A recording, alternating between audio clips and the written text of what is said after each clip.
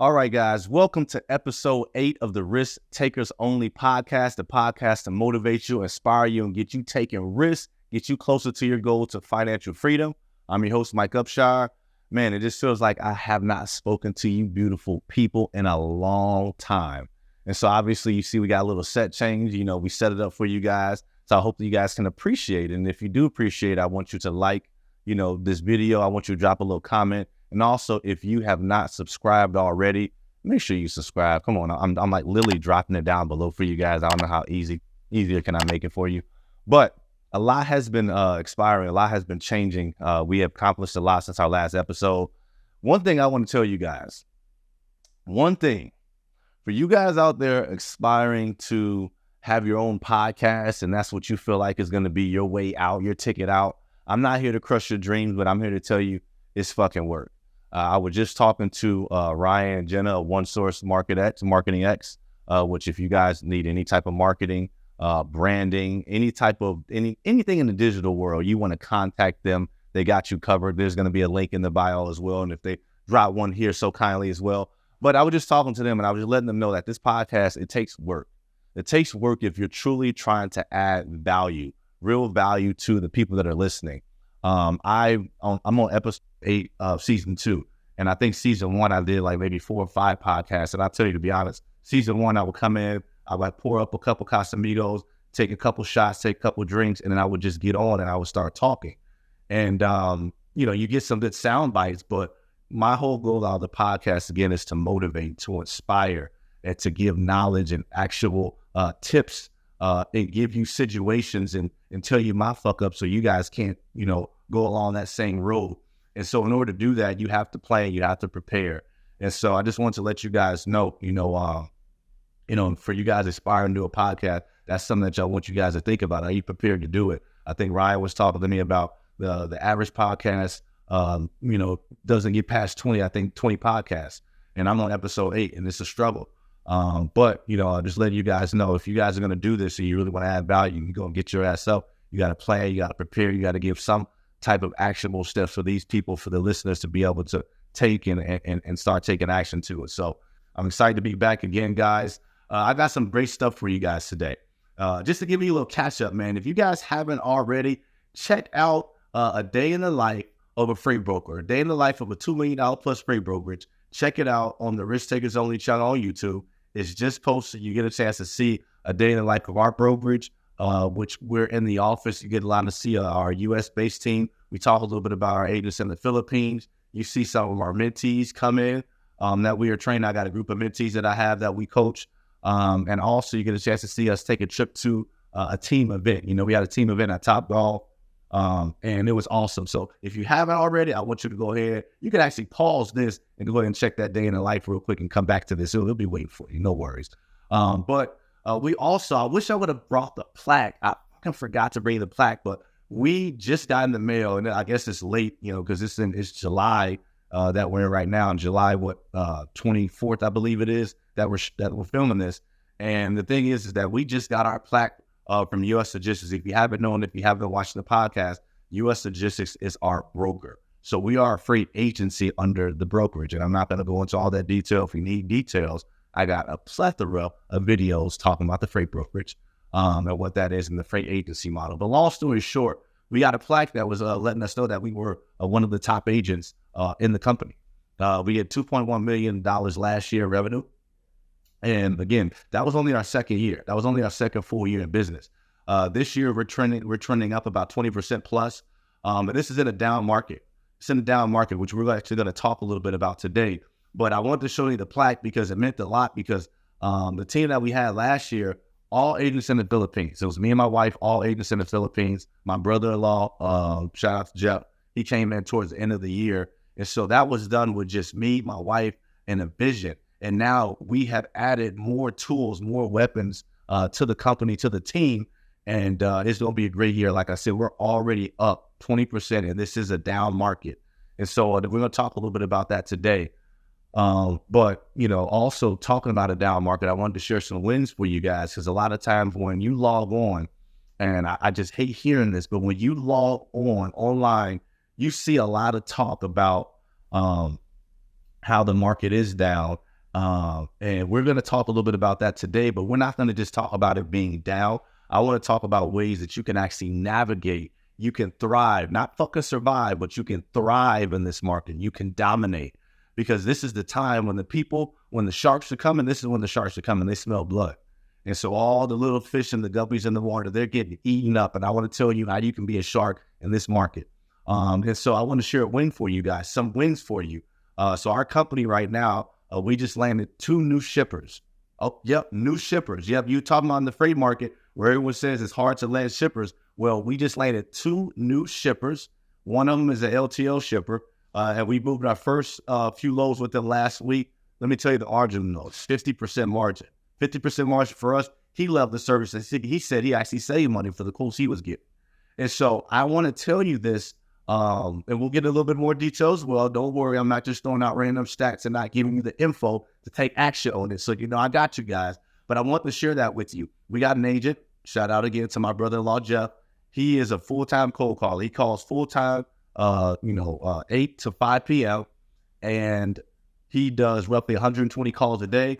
And again, this is something that if you guys are out there, you're trying to get into the market and you're prospecting for customers, you cannot listen to everything online. Yes, it is slow. Yes, it is down.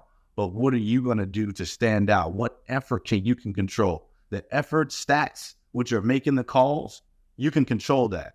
And so the only reason why we're able to get these customers is not because we have the most skill in the game. We've only been doing this 3 years. Now, at the end of this year, it's going to be 4. And so we've only been doing it, 3 or 4 years. And so the thing is, guys, that what makes us stand out? What makes us different?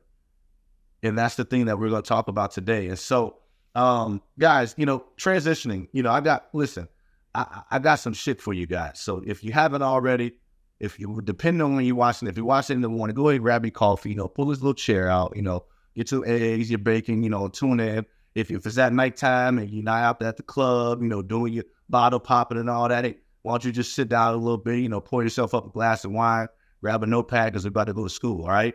All right, so the current state of the market, I wanted to talk to you guys about this. The reason why I wanted to particularly talk about this topic is because, let's face it, right now things are slow. A lot of businesses are slow. There are a couple of businesses that you would say are peaking right now. I heard that the alcohol industry is at an all-time high right now. And if you ask Ryan too, crypto right now is trending too, just to let you guys know. But overall, when you log online and you're reading the news, you hear a lot about budget cuts. You hear a lot about companies going out of business, major layoffs. And so I felt like it was a need to talk about that to people because I just didn't like what I was hearing in the market. I've heard some people sell their business. I've saw people in the freight industry in particular sell off their fleets, and the rental car industry, they're getting rid of their fleets and not downsizing, but just getting rid of their fleets. They're out the game. And so again, this video is to this podcast is to motivate, inspire you guys, teach you guys, and push you guys into taking calculated risk and be able to dominate. You know what I mean? And so I wanted to talk to you right now. If we look at the stats right now in the market, and so the unemployment rate, I think they said about 3% up from what we were at last year. Last year was bad, and we're 3% up from that. We're talking about the price of goods and inflation. You're talking about not being able to afford the proper health care for your kids. If you want to buy a car, I think the average car price, I think, is like $600-700. And you're talking about, what are you buying? A Corolla, $600-700 for a Corolla. And again, goods, everything is high. And so in this market, you have to be able to make some type of money and to be able to survive, not just to be able to say, hey, I want to live a life of luxury. This is purely just to survive. And so even in the freight market, you're talking about in the freight market, what we were just talking about, Ryan, we have an influx of trucking capacity right now. When you look at the numbers, the imports are up, the freight is there, but the reason why the market is slow is because you have so many trucks out in the market, and these trucks and these businesses came along during COVID. I'm one of them too, who came along during COVID when it was an opportunity, and now we're trying to weed out those individuals. Again, they're small fleets. If you look at the statistics, I think about 90 some plus percent of the trucks in the world right now are made up of small fleets that don't even own 10 or more trucks. And so these companies have been thriving and surviving because the government pumping out stimulus, money all into the companies. So now they've been thriving and surviving because of that. And so now what that does is it drives the rates down, the prices of goods are down, but the inflation on those goods are still high. But for us to be able to move the goods in the transportation market, it's low. And then switching gears even to the rent-a-car company, what you're getting, you having people that are not traveling a lot. You don't have a lot of people renting cars. And so what that does is that affects the market in certain areas. And so when you have that, again, people are not making money. The money's not flowing through the economy. That's what creates which people will call a recession. And I don't believe we're in a recession or anything like that. I think it's just a down market again. But this stuff is real. It's out there. And I want to give you guys actionable tips because you hear a lot of the gurus and a lot of the people online talking about how they're making so much money, and they are. Some of them. I don't know about all of them, but like myself, I'm able to profit in this market because I smell blood. And I want to be able to talk to you guys about some of the pivot points and some of the changes that I've been able to make and see success in my business, in the freight business and the rent-a-car business. And then I want to give you guys some actionable tips. If you're not in the freight industry, freight brokerage industry, transportation logistics industry, if you're not in the rent-a-car industry, I still want to give you some tips and tricks how you can thrive, survive, and continue to dominate and find new opportunity in this type of market that we're in right now. Okay. Freight brokerage industry. I want to talk to you a little bit about the brokerage industry. So as you know, my company, MZM Transports, we are a freight agency, and we are under the U.S. Logistics. And so in our market, like I told you right now, it is shifting to a carrier's market. I am very bullish on where we're headed right now. Because once things go down, the only way it's able to go is up. And I think right now, a lot of these companies that you're hearing go out of business, smaller fleets are going to start to go out of business. More bankruptcies we have, you're going to start to see more of that. And so when that happens, then the market's going to shift. And so right now it is a shipper's market, but it's slowly shifting to a carrier's market. But as a shipper's market with so many trucks, what could you do to dominate? And so I'm going to break it down what I've done in my freight brokers. And again, we're 20% up from what we did last year. Last year we did 2.1 mil. We're 20% up on that. And I believe we're going to end with about 25% at the end of the year. And so what we've done is we started to focus on relationships. That's number one. Now, we have always personally thrived in the relationship business. And yes, that's a business in itself. That's a skill in itself. We've always thrived in that arena. But when we say starting to focus on the relationships, what we've done differently is, since it's a little bit more slow, let's just say you're not receiving as many calls as you would on that particular load, right? Well, what's happening is now what we're doing is we're making sure when we're speaking to carriers, we're not just talking to them, obviously, about the initial load. We're making sure to create a deeper relationship and talk about the loads that they want now and the ones that they see the future going. And we're building that relationship, and we're building a deeper list of carriers every day. Just like we market for customers, we market for new carriers every day. And the reason why, again, is because now with our prospecting, we want to be prepared. We want to be able to be prepared to have the relationship of drivers that we know, trust, that can run these lanes. We don't want to be able to just get prepared. We want to be prepared. And so we want to be able to have drivers that want to work with us. The rate may not be there, but someone else may be a little bit higher, $50 to $100 higher, but they're still choosing to work with our company. The reason why is because the relationship is there, And so our carrier sales team, we break it up into certain departments. Our carrier sales team is focusing on, hey, listen, the calls that I do get on my lanes, on the loads that I post, the carriers that I do call and talk to that are on my VIP list, we're making sure we ask them, hey, where else are you moving freight from? What areas do you want to be in? I know we're talking about this lane that may be in Illinois, but what area do you want to be in? You may want to be in California. And we ask them why. We're trying to figure out where the market is and what better way is to hear from the people who are going to be picking up and delivering the load for you. And so that's number one, just building relationships, and not just with carriers, transitioning to the customers. Yes. So obviously you're prospecting now, right? So when you're prospecting, you're getting, and we're hearing this more times than none right now in the market, is things are slow. I'm good. And again, you can't expect to talk to a shipper and think that they're immediately going to give you freight to start moving. You have to earn that. And so the way you do that, again, when I'm calling, when we're prospecting now, we already know they're going to say they're good. We already know they may say they're slow. And so that's okay. We're calling for information. We're calling to see about adding value. We know we can add value, but we want to gather some information. And we're asking them, obviously, if you work with brokers, how are the current brokers that you work with? How's the service been? Where do you see it being able to improve?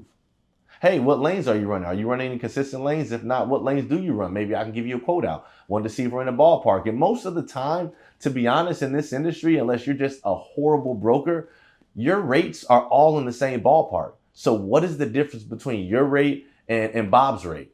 Well, your rate may include a friendly tonality. It may include asking them how was the lane, calling them and just checking in on them and remembering small little details about it. That may be the difference in them wanting to book with you, which is why, again, even with the customers, when we're talking and prospecting, it's not just about, okay, how many lanes are you running? Do you work with brokers? It's about also, too, how's been the service? Where do you see yourself being able to improve?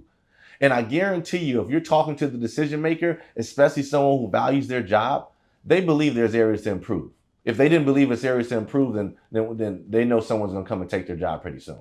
And so they'll be able to tell you where they want to improve at. And if you can help them, if you can add value, maybe they say, hey, I'm shipping these loads out on a Monday. Maybe you say, hey, if you use this different mode of transportation, maybe you're using a flatbed, maybe you can use a dry van, or maybe you can use a hot shot to actually save some money. Maybe you can ship it out on a Friday versus a Monday and save some money, because drivers will take a little bit cheaper rate just to get back home on the weekend. And so that's you adding value. That does not just mean, hey, let me give you a rate and quote and move your freight.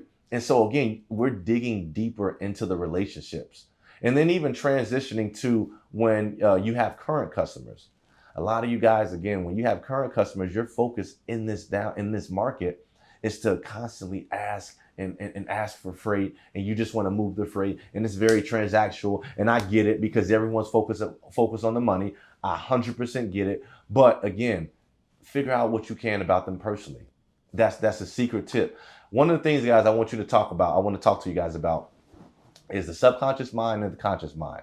And this is a training that I teach to my team every chance I get. So you have the conscious mind. The conscious mind is going to be what makes decisions, practical decisions. So you're talking about 1 + 1 = 2. Subconsciously, when you are looking at a good, you can say, okay, that equals $2, that equals $5. And so subconsciously, why would you buy the item that's $5, right? And it may not be that it has better quality. Again, it may just be because the brand, people buy Gucci. Why? Subconsciously, it's the brand. It represents luxury. And those little things is why they may buy. And so when you're thinking about, talking to just anyone in general, that person may have a better skill than you. The price may be cheaper, but they still may go with you. Why? Because they like dealing with you. This person's not a pleasure to deal with. This person doesn't greet them. This person doesn't remember their daughter's name. This person doesn't remember what their favorite sports team is. And so I'll give you an example. We have current customers, just like I'm talking to you guys now, and our office manager, what we're doing around our customers, it's called count penetration. Listen, if you guys don't have a pen or a pad or something to write this down, I'm giving you guys a game, like real time, what we're doing in our business, right? And so it's called account pen. Account pen, what we're doing is contacting all of our load contacts, all the decision makers that tender us the freight. And now we're not just asking for freight. We're not even talking about freight on these calls. What we're talking about is how we can get better. What we're talking about, what have they been struggling with, where they see the market going. Why? Because we want to prepare. We want to know this stuff. And then we try to get some tidbits about them personally. And so because of that, there was one day where my office manager comes back and says, hey, this person's texting me, personally, talking about politics, et cetera, et cetera. And so we're not going to talk about politics on this podcast. You can save it for your personal lives. But the thing is that he was texting me, and he was just saying, hey, he feels that comfortable now because of that one call. And the call, again, was to check and see how we can add more value. How can we help? We're not asking for freight.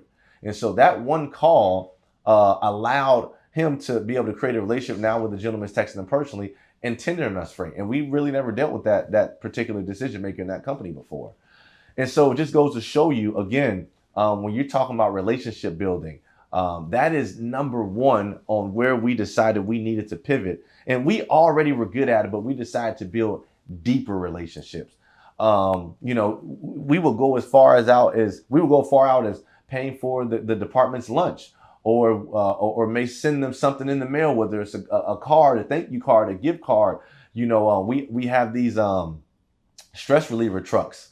And the stress reliever trucks that we have, when you squeeze it, basically says the company name on it, and you can squeeze it, obviously, just for stress. And so we send those out. We send things out just so we can be omnipresent. They remember us. And again, that relationship is so key. Also, we're going to talk about maximizing your margins, right? Maximizing your margins. So for you guys, for the longest, me and my company, we left money on the table.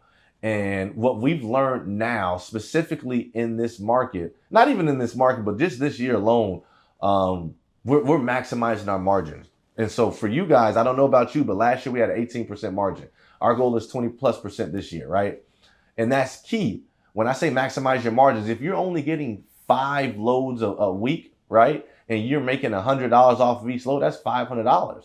But what if you could double it up if you just maximize the margin a little bit? Pay attention to the market, hold tight and sit tight a little bit, spend a little bit more time prospecting for the right for the right carrier. What if you can get $200 on each load? So you go from $500 to $1,000. That's $4,000. That's $4,000 for the month. That's a big difference. And so in the market now, again, if things are slow, you don't really have the freight moving. There's so many options for carriers out there. So the freight that you do get as a broker, you need to maximize the margins, guys. Come on. You know what I mean? It's a no-brainer. And again, that may mean that you have to make more calls and prospect more carriers. Who gives a fuck? But you have to take the time and put in the effort to do that and maximize those margins. And again, it goes hand in hand. If you're still creating relationships with the carriers that you have spoken to, you may not have had them, they may not have moved the load for you, but while you're prospecting, and if you're keeping good relationships and asking great questions and you're logging in that data, when that load does come, you can actually call as you're prospecting and actually get a shipper or a carrier, tongue twister, as you get a carrier that wants to move that load for you. So please maximize your margins. All right. Okay, number 3 is going to be building a network of carriers. And I just talked about it a little bit ago. Building a network of carriers. So you're going to have to do more outbound calls in this market. You're going to have to call and solicit more freight. It's no longer the time that you can just call your special carrier. Your special carrier is going on a bigger pastures, buddy. So now you're going to have to get more carriers. You're going to have to prospect a lot more, right? And so when you're prospecting, I tell my guys, I was just talking to my guys this morning when we had our morning meeting. I was just telling them that, hey, listen, if you're prospecting for a particular load, let's just say it's Sheffield, Ohio, going into Mundelein, Illinois, right? If you're prospecting for that particular lane and you're calling trucks that say they're in Ohio, right? But let's just say you call them and they say, oh, my truck is busy, he won't be able to make the pickup. Let's just say they're not able to make the pickup. Don't just say, okay, bye, hang up and go on to the next. Again, if things are slower than normal, take the time to probe a little bit, fact find, figure out a little bit about them personally, and add them to your network. The thing is that a lot of times when you have that load that you want to cover, you're just trying to call and get through as many carriers as you can to find the one who will move it at the rate you want to move it for. But while you're calling, don't waste your time calling and just be transactional. Take a couple more minutes, ask them a couple more probing questions and fact find, see if they may be a good fit for this lane or another lane that you may have coming up. Add them to your network, log the data in. Don't just write their name down and say, oh, they move this lane. Put some notes in. How many trucks do they have? What lanes do they like to move? Where's their yard located or where's home to them?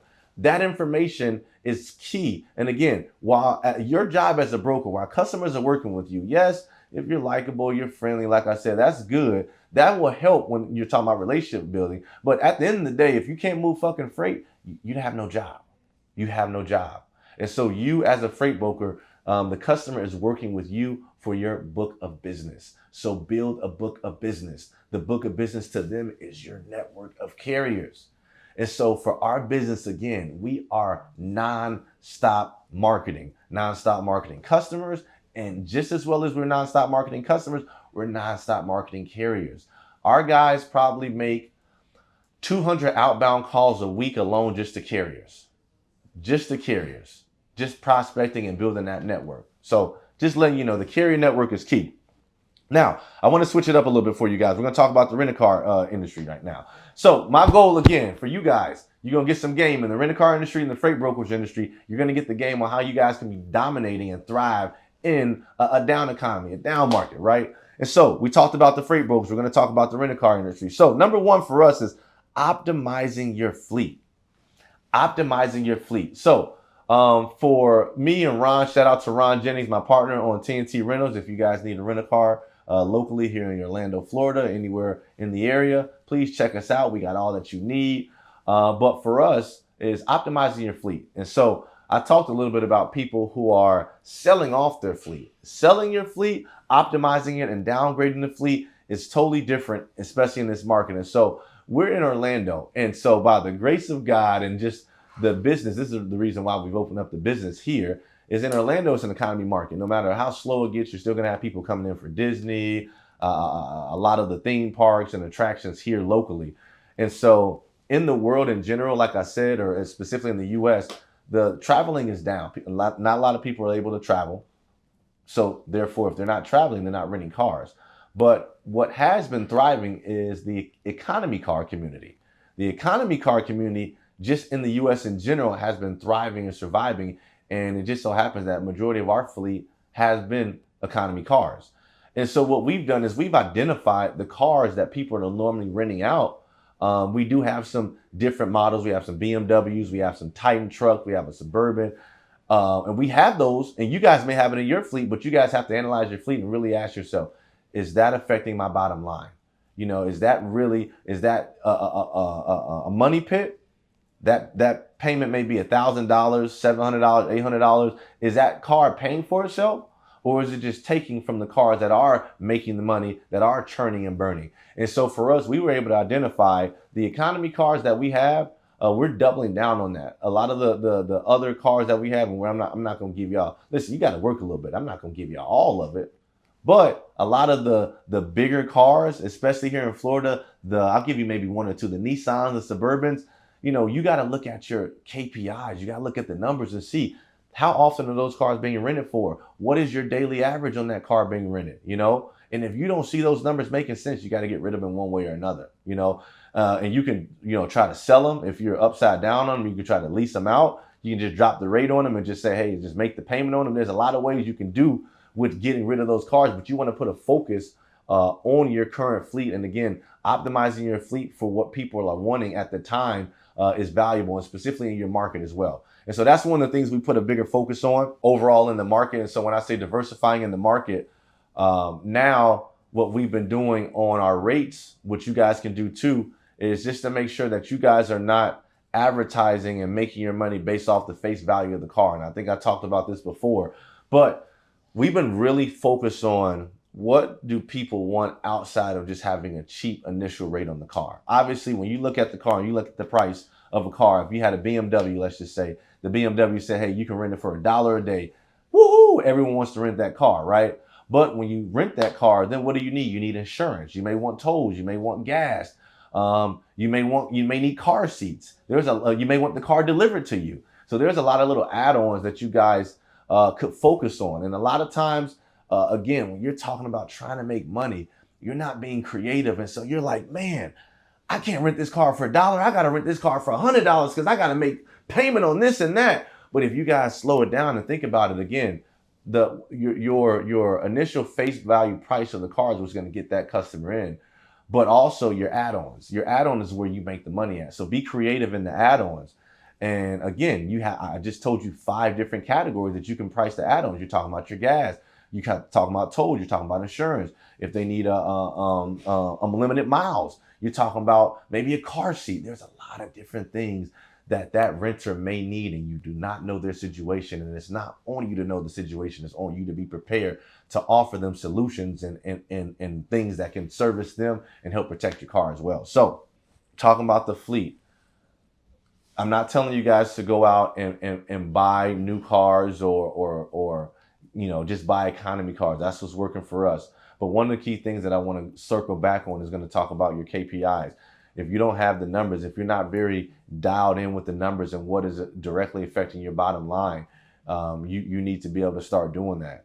And one of the things is that you may see that there's a particular car that looks nice. Everyone talks about it. You get a lot of inquiries about it, and it does get rented out. But when you really look down and deep at the numbers, the cars that don't get that, the cars that have the cheaper rate that you believe are not really making you the money, those are really making the money. Those are the workhorses. Your utilization is up because of those cars. And even though they may be cheaper, maybe the BMW you may be able to charge $100 a day for that, but the Corolla may only be able to charge $20 or $30 a day, right? And so you're looking at like that's only $20 or $30 a day, but that Corolla that stays rented out nonstop. That BMW, how often does it sit? Also, the wear and tear, the maintenance that you have to keep up with the cars. Also look at that. Which car is is a money pit for you, and it's just taking from you as far as the maintenance. And so those are things that you want to pay attention to, so you can really optimize yourself in a down market. And then the last thing, for those of you guys have finally had the epiphany of not sticking just to Turo and have decided to come to the dark side here on private, you guys have to be able to continue to put money into your ad spend. Me and my partner Ron were just talking, and we ran some numbers, and the numbers show that, hey, if we not even double our ad spend, but basically add 25% more to what we're already spending, it will basically double our revenue. We were looking at the numbers, and right now it's like, hey, a lot of times people want to be on defense and you want to just save. But yes, we're going to talk about ways to save and cut expenses, but that doesn't mean you do not stop investing. Stop investing in yourself, your knowledge, the business, and just into assets, etc. in general for you. And so what we recognize is, hey, your ad spend. Right now, guys, if you are, again, taking proper KPIs and looking at the data, you can analyze, okay, what do you need to do? While a lot of people, this is what they're doing. They're retracting. They're saying, closing their hands. They're not doing anything. They're saying, okay, I got to take as much money. I got to sit on it and save it. You don't do that. You go on the offense. You sit down, look at the KPIs. If you got someone running the ads for you, talk to them and figure out, okay, how much more money can I spend to get the numbers that I want? There's going to be so much opportunity out there. Again, I'm telling you, fleets are being sold. Car fleets are being sold. And so there's so much opportunity out there for you guys. But again, you cannot be afraid to be able to invest a little bit into your business. You have to. All right, guys, I hope, just that, just particularly in those two initiatives, I hope that you can grasp on something and that can help you guys out. I know it's helping us thrive and survive and dominate. We are up. And I told you, we're up 20% right now in both of the businesses from where we're at last year and this time. And again, it's no other reason. It's because, again, we're focused on the small little things. We're focused on the details. We're focused on relationships. We're focused on the KPIs, the data, the numbers.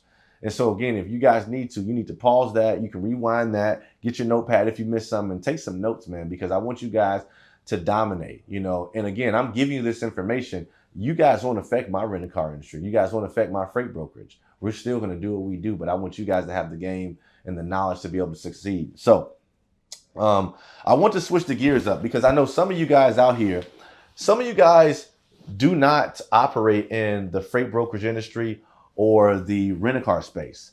And so I still wanted to give you guys some practical tips, actionable tips that you guys can do along with you guys in the rent-a-car and freight brokerage as well. You guys can do it as well. This is just practical tips and things that I'm actively doing in my market and I'm actively doing now in my businesses to be able to help me out and not just help, but continue to allow me to dominate. Last year was my best year. We did $1.2 million net, and I'm already up on that. We're definitely going to beat that this year.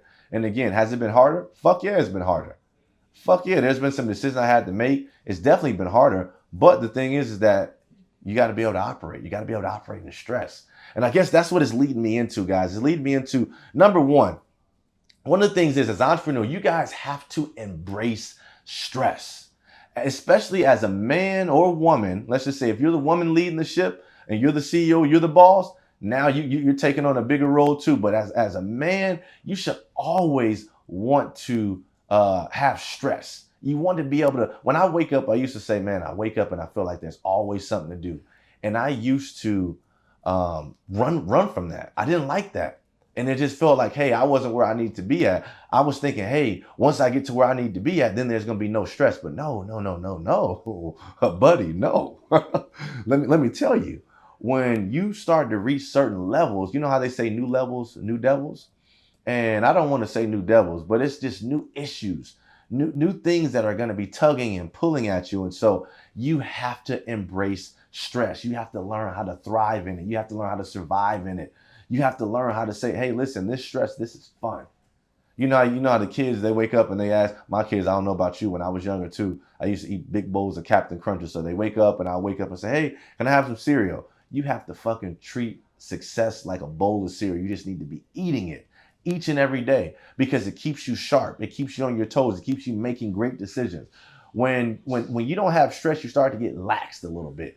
It's kind of like when you're lifting, you take a couple of days off, you start seeing a little bit of flab, a little bit of fat, right? And so you have to be able to operate in stress. And that's something that I'm telling you from experience, and I'm even learning now. I'm having to make decisions, wheel and deal. I'm out networking and talking and raising capital and different things like that. But I have to do that in this environment. And even if it wasn't this environment, I'm going to continue to do it because it's just something that now is just you want. And sometimes people literally create stress for themselves to stay sharp. And so I'd rather be the person that's stressed rather than the person that has no obligations, has nothing to report to, has no one counting on them. And that's the reason why I have people counting on me. You know what I mean? And so you have to embrace stress, especially as an entrepreneur, a CEO, a boss, a business owner. If you can't embrace stress, you might as well just quit right now. Just fold it up. Stay on the offense. A lot of times, people are all playing defense, and then you have a crisis, the coronavirus, or you have the what you call right now a recession or a down market. You have all these plethora of things happening, and so while it's happening, people are saying, "Oh, I'm gonna save. I'm not buying a home, or this and that." And although I'm just so you guys know, if you haven't already heard it, I don't believe you buying a home is the solution. I don't believe it. I always hear everyone talk about all the equity and everything they got in their home. But again, equity is just you saying that you have money that you haven't pulled and used just yet. So you can sit on all the equity that you want. You are not going to convince me. So all the home buyers, all the real estate agents that are going to come after me, you can go ahead, just come after me after you like, comment, and subscribe. So I'm just letting you know. All right. But you have to stay on the offense. And so this year, I've done some budget cuts. I've let go of some people. I've cut some things out of my budget. My goal was to directly affect my bottom line, meaning the money that I'm putting in, it has to directly affect my bottom line. It has to give me an immediate return.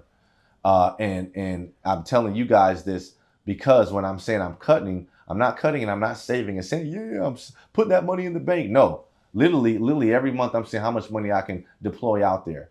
And my goal is to go on the offensive end. I want to create cash flow. And I'm giving you guys a little secret to the next topic, the next trick, cash flow. But my goal is to stay on the offensive end.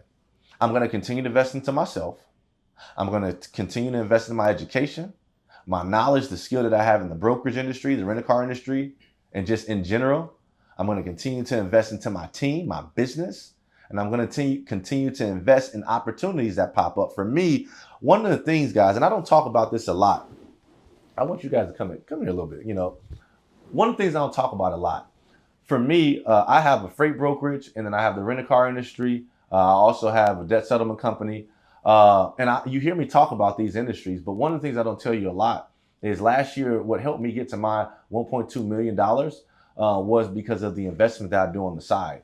And for me last year, I was able to partner up with a handful of individuals, friends, family, referrals from friends and family. And we were able to raise a significant amount of money last year. And our investors got an awesome return. I'm talking about 25% plus on their investment. And so I look for opportunities. I'm always out there hunting. I'm wheeling and dealing. I go out and I network every day so I can be able to find opportunities. And so if you are looking for opportunities, if you said, hey, I want to go on the offensive end, and that's something that you want to do and you want to inquire about what opportunities you may have or what projects you may be working on, feel free to contact me. This is what I do. I'm the one who's out there putting the blood, the sweat, the tears out there to go out and find these opportunities. I put my own cash up to be able to get into these deals. And so if you guys want to see or partner, or you want to potentially ask questions about different opportunities, feel free to contact me at any time, guys, please. But again, you have to continuously go on the offense. And for me, one of the things I will always do, I will always find a way to invest. I will always find a deal that someone's going in. You know, I don't flip houses, but I still am in real estate, meaning that I'll invest into a house flip, you know, but I'll invest into it a short-term flip and I'll get my money back because I want my money working.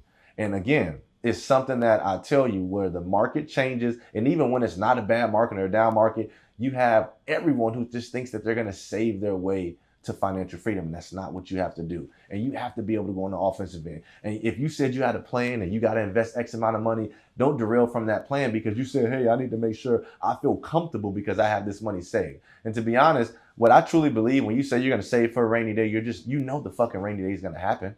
You know the rainy day is going to happen. So you're just saying, I'm going to save this money just so I can spend it. No, I will go broke and I will spend that savings knowing that when shit happens, we are human beings. We're very resilient motherfuckers, all right? So if something happens, trust me, you're going to be able to figure it out. And so are you going to take that last 10K, 5K, $1,000, $100,000, $200,000? You're going to sit it in a piggy bank or shoebox or wherever you think is saved at, so when you need it, you have quick access to it? Or are you going to put it into the market and start making it create babies for you? And those babies are going to create more babies, and it's going to keep coming back to you tenfold. Are you going to be the one doing that? And that's the difference between a lot of people. And especially right now, do not play defense. It's time to go on offense right now.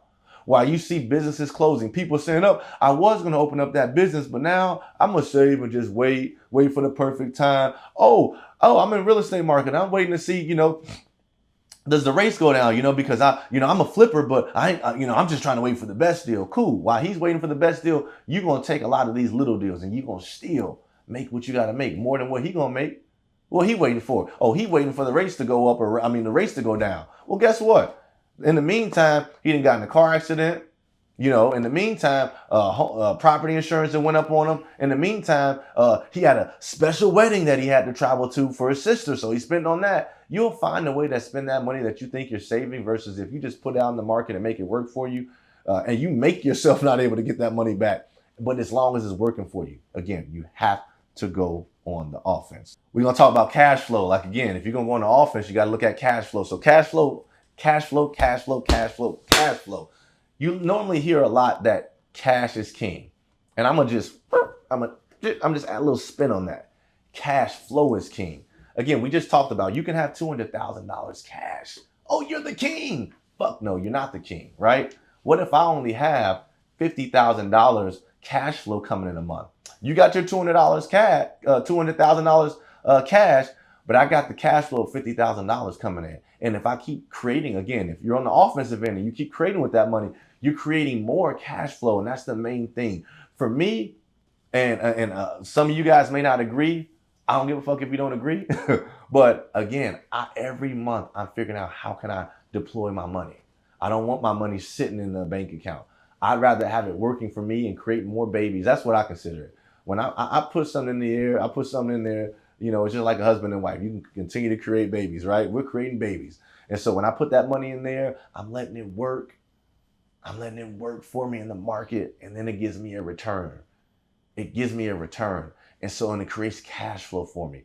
And that cash flow is king for me. Every day I get a payment. Whether that payment is $500, every day I get a payment. And so I'm not a slave to, let me grab this, make this money and stash it. You know who stashes shit? Squirrels. Squirrels stash nuts. Squirrels stash nuts. Are you a squirrel? Are you working? Oh, you're stashing all the nuts that you got, for the winter? Or are you going to be a lion? Are you out there hunting? Are you hunting out there? Are you a predator or are you the prey? And that's the question you got to ask yourself. And again, cash flow. Cash flow is king. Fuck the cash.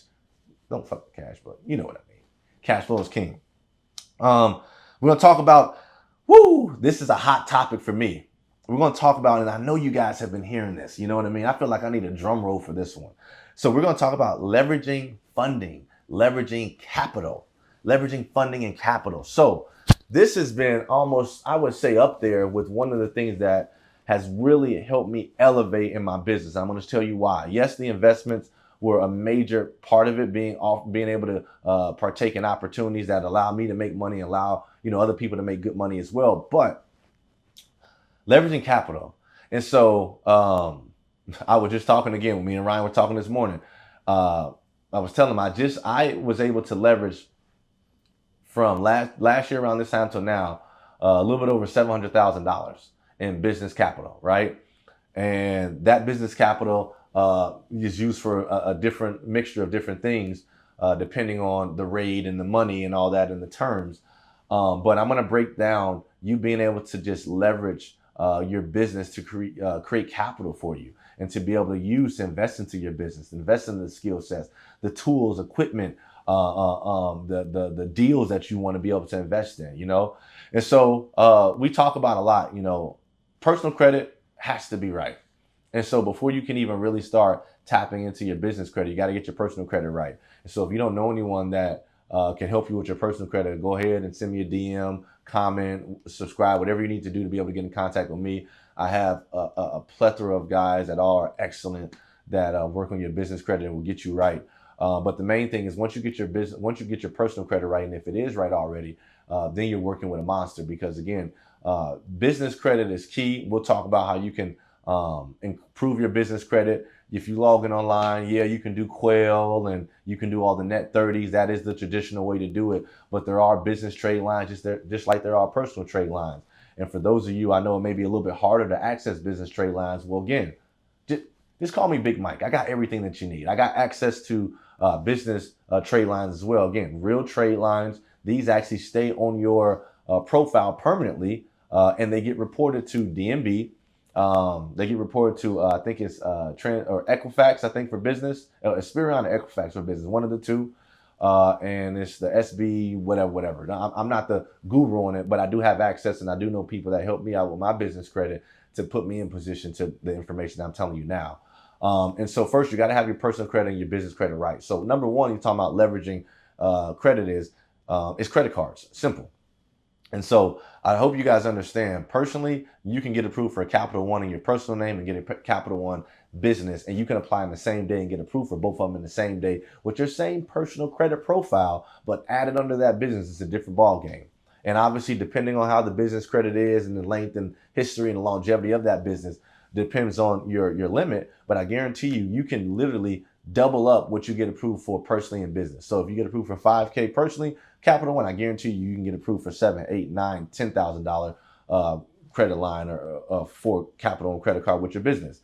And so what you guys need to do, and you don't need to have your business open up 2 years to be able to access business credit cards. Some of them may require it, but majority of them, they don't. And so if you go on my Instagram, guys, I got a video and I'm talking about my top 5 business credit cards. I'm not going to tell you now because I want you to go through those videos and I want you to go find it. But I give you the game on which business credit cards you should be targeting. But number one is going to be starting with business credit cards. That's so simple. Again, and you don't have to hire anyone to do that. And there's a trick to do it as well. If you apply let's just say you apply for 3 different cards, make sure those 3 different cards are under the 3 different bureaus: TransUnion, Equifax, and Experian. And so when you apply for those 3 cards, one of them is under each bureau, you're only getting 1 inquiry versus 3 inquiries. And so we're not even here to talk about credit cards and credit and all that, guys. I'm just giving you some game, right?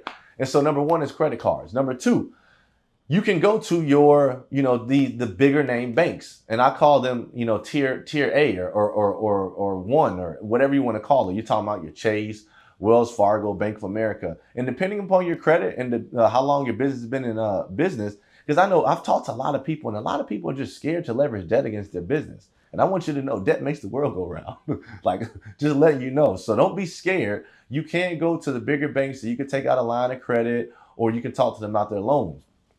So that's option number 2. Option number 3 is going to be you can go to credit unions. Credit unions, a lot of times, especially if you know a service member, if it's like Navy Federal or something of the sort, you go to a credit union, they're going to be a little bit more lax and tailored towards you as a small business to, again, leverage credit cards, lines of credit, and loans, etc. Now we're getting into tier 4, or you want to say the lower tier as far as the banking world is concerned, which I love, which are small banks. Small banks, which here in Florida, we have Synovus, we have Seacoast. One of the ones we're working with right now is Bank United.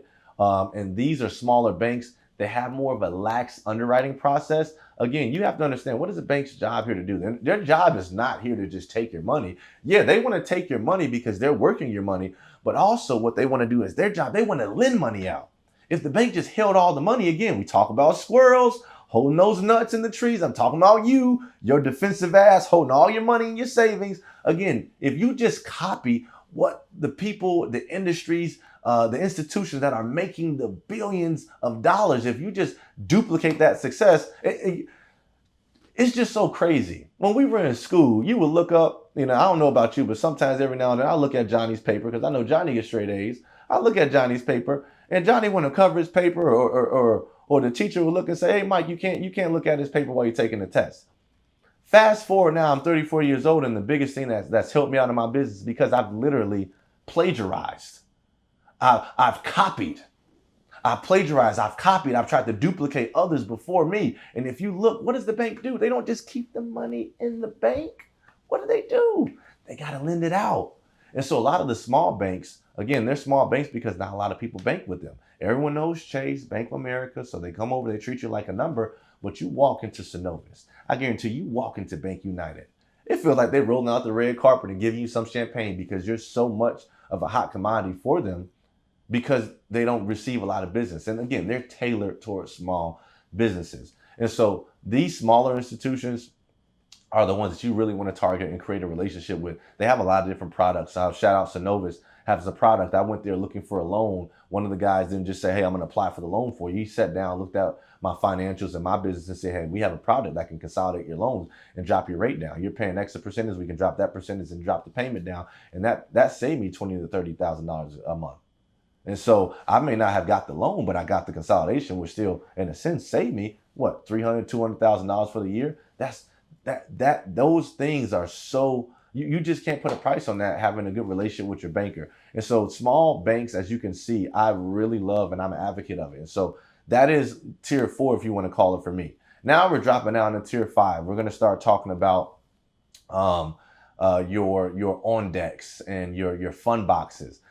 If you don't know what these are lenders. These are loan companies. They're going to charge you a little bit higher rate, but you're talking about less strenuous than a bank. A bank has a whole underwriting process, and they have to have, you have to be a certain level of income, et cetera, et cetera. If you go to certain places like On Deck and Fundbox, you're going to have a lax underwriting process. They are going to charge you a higher rate. You're talking about 20, 30%. But if you're someone who is making 40, 50% on their deal, and if the terms work, if the 20% is over, 14, 16, 2 years, whatever, 3 years, if it makes sense for you, then that's an option for you. If you're a roofing company, you just need to say, hey, I just need the capital, quick capital, and access to quick capital to be able to connect me to pay for the equipment that I need to complete this job and go on to the next. These are why these companies are here. And so just like we're talking about On Deck and Fundbox and others just like that, you have MCAs. Now, MCAs are a little bit different than On Deck and Fundbox and lenders in that realm, because MCAs are not a lender. MCAs are what you consider merchant cash advances. And merchant cash advances, they are not lending you money. They're basically purchasing a percentage of your receivables, right? And so they purchase a percentage of receivables, and at a term that you pay back that receivable plus a percentage of interest. And usually the interest rate is fucking high. But those are all tools. If you look at anyone that has started a business, majority of the people, when they say, they have started from the bottom or they've been broke before, leveraging capital has been big in the business. And so I want just On Deck and Fundbox and the MCAs, those are all tools. And I want you guys to understand that. The way you should look at capital is not that, yay, I got this money or whatever the case may be. When you raise capital, capital is just a tool for you. Money's a tool. And so depending on the terms of the loan, the terms of the cash advance or whatever it is, you have to understand, how does that tool serve you best? But if you're going into a fight, right, and it's a gunfight, right? Let's just say the tools. We're going to label the tools. So you're taking one tool out. The tool is an MCA loan. The MCA loan is going to be a knife. But you're in a gunfight. You can't bring that MCA loan to this fight because it doesn't do you justice. It just puts you at a disadvantage, right? So what you need is you may need to do a credit card play, leverage your business credit, or maybe have to use someone else's, or you may have to pay for a trade line to get, maybe 14 months 0% with a $20,000 spend. That is better than the 30K loan that they gave you at the MCA, or 40K loan that they gave you with 50% interest rate, pay back daily over the next 5 months. That's better than that. And so I'm not going to get too deep in all that, because I can go all day. But you have to be able to learn how to leverage capital, and you have to do it strategically. You're not just going out and applying every fucking where and taking, everything and doing everything. You have to have some strict guidelines that you have to have. And if you guys have any questions along the way, again, michaelupshire.com. You guys should check it out. If you have any questions on how you should be able to leverage the capital, if you need help accessing the capital, definitely contact me. But leveraging capital has been a game changer. So those are my tiers as far as the institutional funds and going down even to the MCAs. But what has been a major game changer, and I'm just going to throw this out to you, has been SBA funding. And if you don't know, it's Small Business Administration. And what the SBA is just, you hear how you talk about your money's backed by the FDIC. Well, if you look, you're talking about the SBA. SBA basically backs the money. And so it's not like you're going and you're going to get a loan directly from them. There's a bank at some point that's going to be basically lending you the money, but the SBA backs that bank. And so the reason why you see people really talking about the SBA loans is because with the SBA backing that money, the bank they want to lend out that money. The guidelines may be a little less strenuous depending on the bank that you have. And there's numerous banks that offer the SBA funding, and SBA has different products. And so for me, I'll tell you, back when COVID happened, I had a small team and I applied for an EIDL loan. The EIDL loan gave me $500,000, $500,000. That was the best money you could borrow. $500,000 at a 3.7% interest rate, about $2,500 a month. That's over 30 years. That's the price of that's less than a fucking mortgage. Well, I think the mortgage rate right now is 7%, right? And so what I'm telling you is that capital right there allowed me to get into the rent-a-car industry. It allowed me to be able to get into the freight brokerage space. And again, I had a small business that was barely making that at the time. You know what I mean? I made money, but the small business, just barely making that to say, hey, someone's going to give you $500,000 now, just on one business. Back in the day, in order to make that, I had to have multiple businesses just on one business, and just the rates on that money. Again, that was a EIDL loan, and that was during a pandemic. So again, if you didn't take advantage of that money, if you weren't on the offense, again, I'm telling you, if you were not on the offense, you guys missed out. You missed out. And so we talking about SBA funding right now. I'm going to throw you guys a little lob and just hope you can catch it. If you got butterfingers, you're going to drop it. That's on you. But there's a loan out. The SBA 7A loan, I'm not the guru on it, but it's something that I've gotten for my business. I think we got a little bit over $300,000. And I've have numerous amount of other people, partners and colleagues that have access capital for themselves as well. And so again, the SBA is something that if you get with someone, I personally, for me, I have a banker and I have brokers that allow me to be able to participate in that. They tell me what I need to present to be able to get approved for the loan. If you need help, again, please contact me. If not, just talk to your local banker. Specifically a small business bank. Go to a small business bank, ask them, do they offer, that opportunity, and ask them, what do you need? Go through the criteria.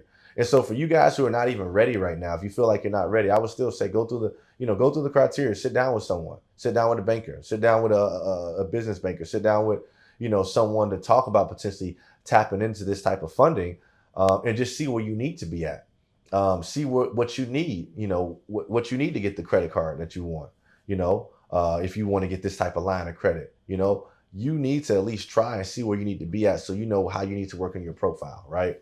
And so leveraging capital, that's been a huge game changer for me. Being disciplined.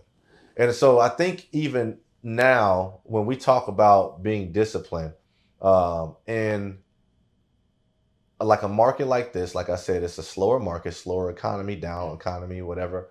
You have to be disciplined. If you have a game plan, right? And whether it's a certain dollar amount you want to spend, how you want to do things, whatever the case may be, you have to be disciplined. And I want to go into detail with that. In the past, what I used to think is, I'm disciplined in the office. I can always do the work. I'm always there for training. I always will show up. I'm always there to coach and motivate and whatever things I need to do, however many work I need to put into the business, whatever cold calls I need to make. I've been disciplined in that arena. But, discipline is not just in business, it's a lifestyle, right? And one of the things that I knew I wasn't disciplined in, which were always, you know when you're lacking in the area. And number one for a lot of people is just getting up and going to the gym.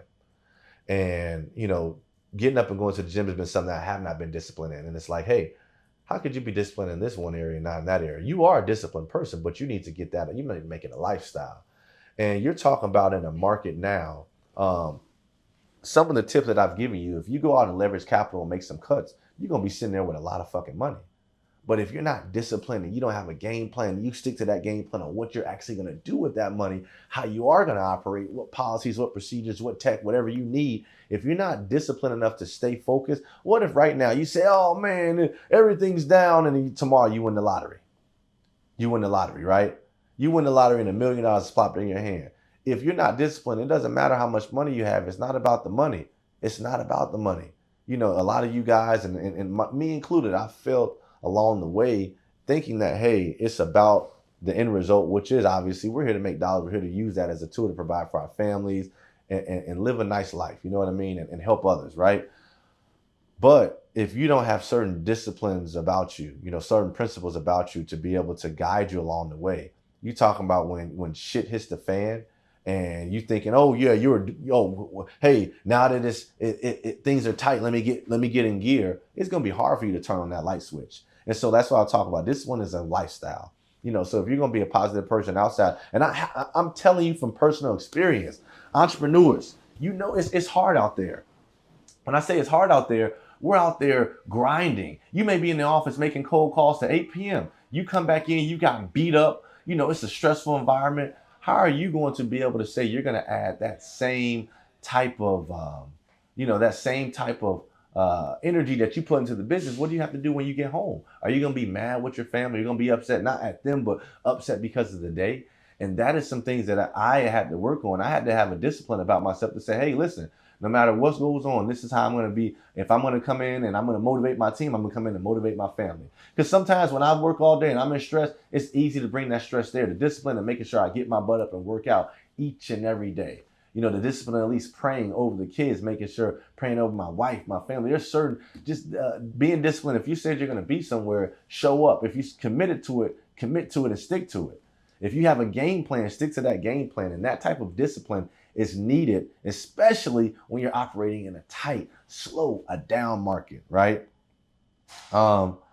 And just guys, overall, like I said, when you're doing this right now, and this is just goes in general, these are tips that you should really be using, not even just a down market, but even just outside in general when the market's good and flowing great.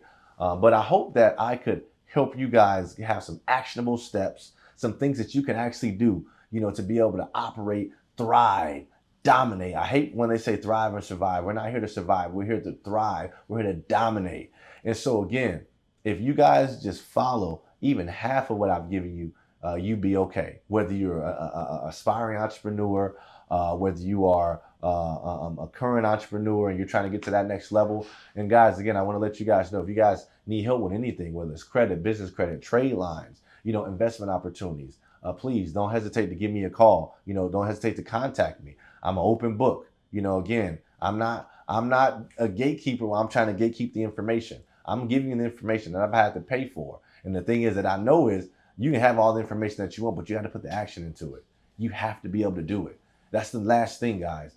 You have to be able to continue to push. We talked about stress. It's going to get stressful. You're going to get beat up. You're going to get bruised. You're going to get hurt. You're going to cry. You're going to have tears. You're going to bleed a little bit. But do not get out the game. Do not get out the game. You have to stay in this game. There's a lot of people right now that are folding. And although I feel bad for those people, I honestly think it is a part of what the world needs. We need some people to fold. We need someone who's going to say, hey, can I take your order?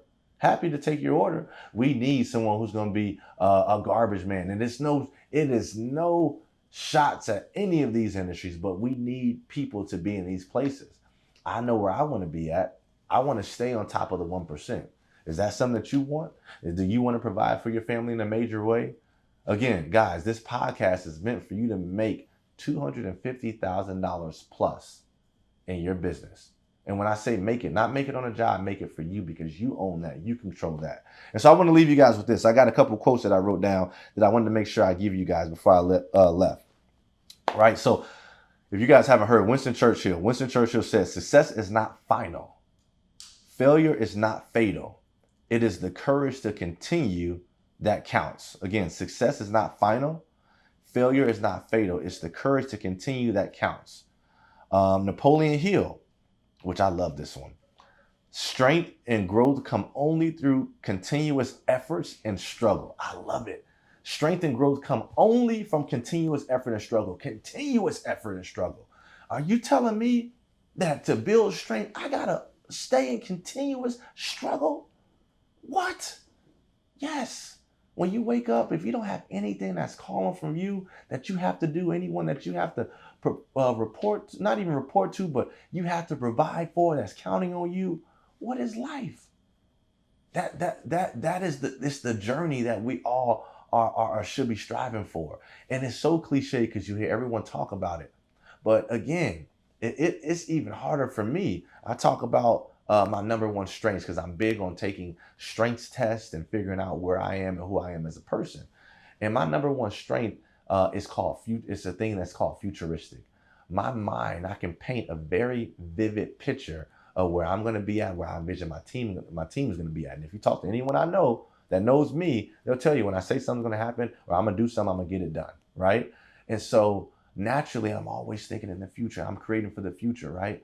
But the thing that really was getting me is the future. You have to have a vision for the future, but you have to fall in love with the journey to get there. Because once you get to the future, to be honest, once you aspire to get that diamond watch, that Rolex watch, that car, that house, that trip that you wanted to go on, retire your mom, what is going to happen? You check that off the box. Now what? Now what? But what you become over the journey. And so right now, guys, if you're in a tight spot, if the market is kicking your ass, it's okay. Sit down, buckle up a little bit more.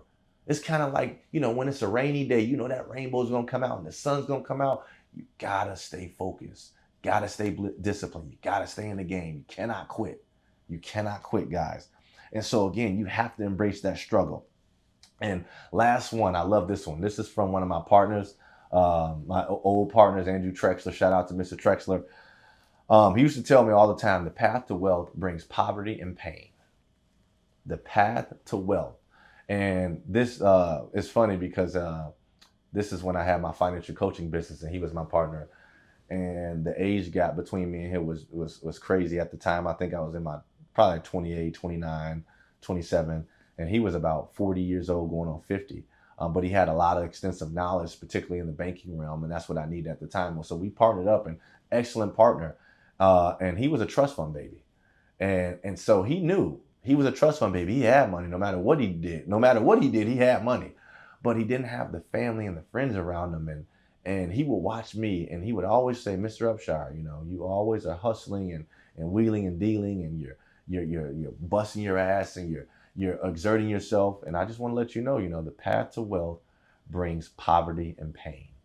And what I got out of that is that, my quest for wealth, what my goals are. My goals are different than your goals, but what I'm on a quest for wealth, a deca millionaire. I tell you guys, because I hold myself accountable to that goal, that's $10 million. And so in my quest for wealth, $10 million in my eyes is what real wealth is, because I can actually do something for my family and I can create some real wealth for generations, right? And so the quest that I'm on, the path that I'm on for wealth is going to bring poverty and pain. I'm going to have to invest. And he's been with me before when I've invested my last dollar and paid payroll and I didn't take anything for myself. The pain of busting your ass, how tired you are, working, thinking, creating. But you get little perks along the way. You do it the right way, you get some perks.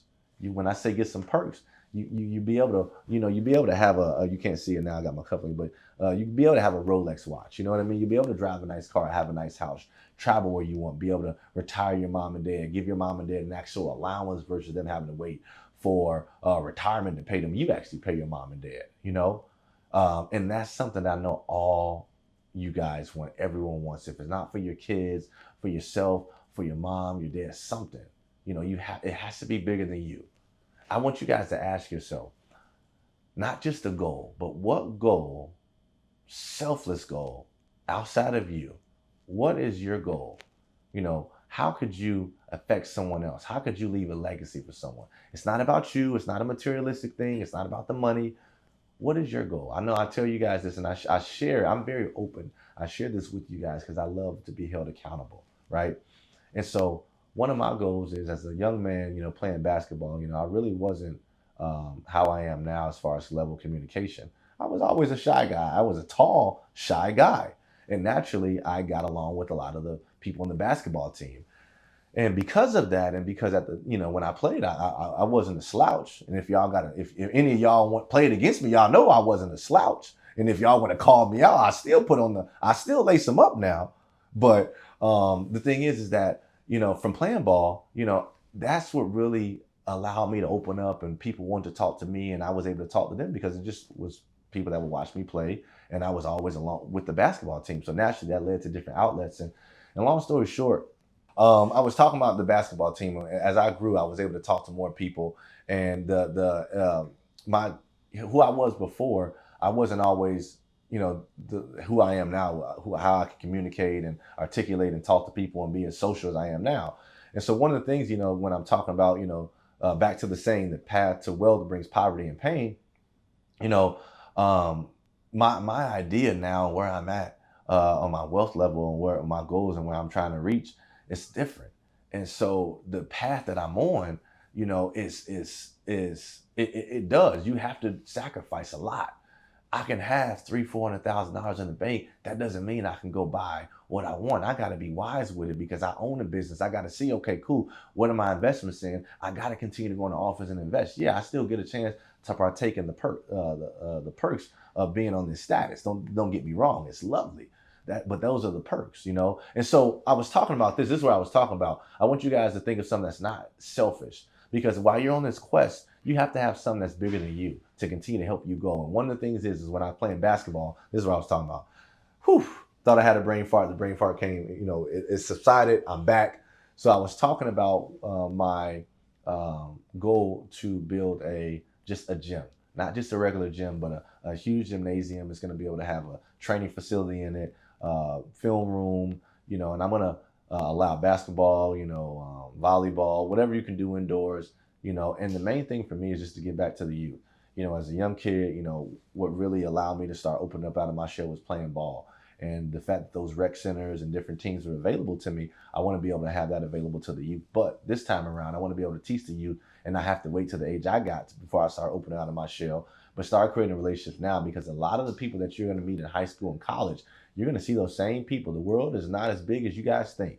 And I want you guys to understand, my goal is to open up that gym. I want to teach the youth how to leverage their social media. These kids these days, I looked at this kid right now. I used to wear FUBU. You talking about FUBU? Now this kid got a whole Louis V outfit on and he's in high school. What the fuck was I wearing? Where was I at? And so, but you look at the followings and how influential these kids are these days, which I still think, because people got their eyes glued on YouTube and social media, but teach the kids how to leverage those eyes. You see a lot of the kids getting paid for endorsement deals, basically, and you don't have to play sports. You don't have to play sports to get it done. And so if your kid is good at braiding hair, playing the piano, create them a channel. You monitor it within means and constraints, but, we want to be able to teach the kids. I'm going to teach the kids how to be able to leverage their brand, their personality, if that's what they want. We're going to talk about business. We're going to talk about finances, stuff that they didn't teach me. No one taught me how to leverage, capital. They taught me how to take out a student loan, but no one taught me how to leverage capital. And so again, that is my purposeful goal. That is not about me. It's not about me. Do we need some money to get it done? Duh, we need some money to get it done. But this is because what really helped me when I was younger was people investing into me. And that's what I want to do. And so guys, this is episode 8 of the Risk Takers Only podcast. I hope you guys enjoyed.